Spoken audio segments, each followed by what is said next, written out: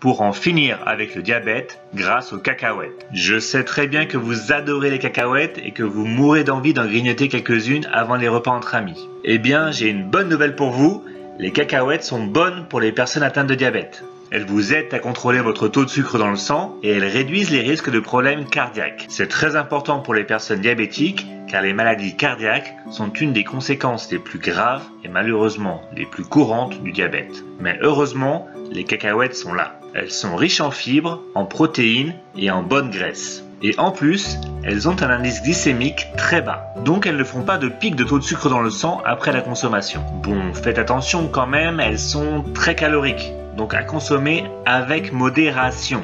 C'est bien de les consommer un peu avant les repas, en apéritif, car elles réduisent l'appétit en donnant un sentiment de satiété. Et je sais qu'elles sont délicieuses grillées et salées, mais soyons un peu sérieux, elles sont très bonnes aussi au naturel dans leur gousse, et bien évidemment, c'est comme cela qu'il faut les consommer car elles sont bien meilleures pour la santé.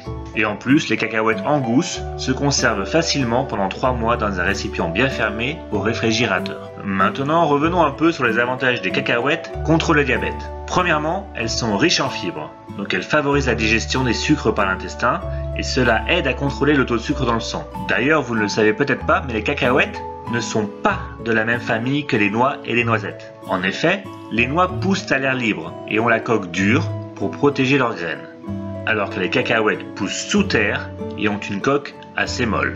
Le nom cacahuète signifie d'ailleurs cacao de la terre en langage aztèque, car les Aztèques ont été les premiers à les cultiver. Et les cacahuètes font donc partie de la famille des légumineuses, comme les lentilles, les fèves et le soja.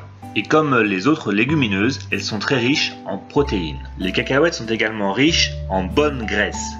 Les matières grasses, ou les lipides, sont une partie importante de notre alimentation, puisqu'elles contribuent à de nombreux aspects essentiels à notre survie. Elles participent à la synthèse des hormones, à la fertilité, à la régulation de la température du corps, elles permettent l'absorption des vitamines et elles procurent un sentiment de satiété. Mais attention, il y a de mauvaises graisses, comme les graisses des viandes et des produits industriels, encore pire, qui font monter le cholestérol, alors que les bonnes graisses, comme celles des cacahuètes, ne font pas monter le cholestérol, ce qui est très important car les maladies cardiaques sont souvent un risque majeur quand on souffre de diabète. Les cacahuètes contiennent également des vitamines B, C, E et elles sont riches en potassium. Et les cacahuètes possèdent des propriétés anti-inflammatoires, donc elles réduisent la douleur en cas de neuropathie diabétique au niveau des mains ou des pieds. Et certaines études montrent que les cacahuètes consommées en quantité modérée peuvent réduire le risque de développer le diabète. Donc en résumé, n'hésitez pas à consommer des cacahuètes en apéritif pour lutter contre le diabète, mais attention aux calories. Pour vous en convaincre, voici une image de 100 calories de cacahuètes comparée à 100 calories de concombre et 100 calories de raisin. Impressionnant, non? Je vous conseille donc de vous limiter à une dizaine de cacahuètes par jour.